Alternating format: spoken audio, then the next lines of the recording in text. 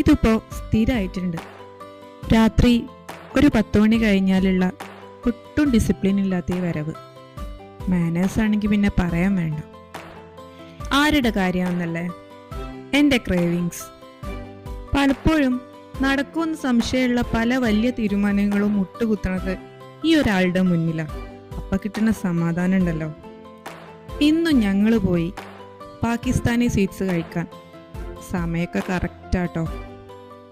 എൻ്റെ കുഞ്ഞാപ്പി ജിലേബിയും ഞാൻ നാട്ടിലെ നമ്മുടെ പാൽപ്പേട പോലെയുള്ള ഒരു പേരറിയാത്ത സ്വീറ്റ്സും സെലക്ട് ചെയ്തു.